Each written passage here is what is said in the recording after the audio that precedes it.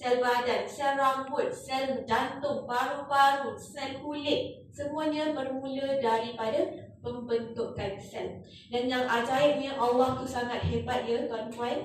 Okay, Allah macam mana nak membezakan dia sel rambut, macam mana nak membezakan dia sel jantung, macam mana nak membezakan dia sel kulit, adalah coding yang dicipta oleh Allah sendirilah, frekuensi.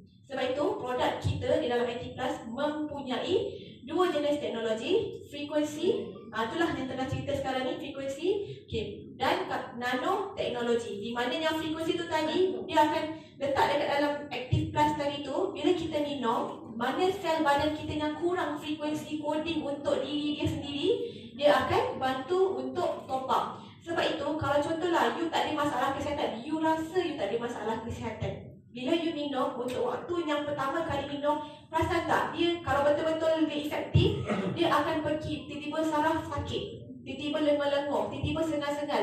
Maksudnya dekat tempat situ yang sebenarnya dah lama sakit, dah lama tak cukup nutrisi, dah lama tak cukup vitamin, dia akan pergi situ dulu.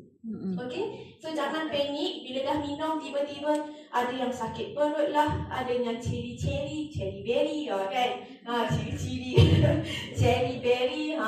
So jangan risau, sebab itu adalah proses untuk menyah toksik. Sebab bila badan kita terlalu banyak toksik, menyebabkan darah kita terlalu pekat. Okay, bila tak terlalu pekat, so toksik tu tak boleh nak keluar melalui kita punya urin ke, pembuangan peluh ke dan sebagainya lah. So bila dia remain dalam badan kita, itulah yang menjadikan ketumbuhan, kanser, enzima dan sebagainya. Okay, so Active Plus adalah sangat-sangat penting untuk semua orang minum, dan ia sangat selamat untuk kegunaan semua golongan.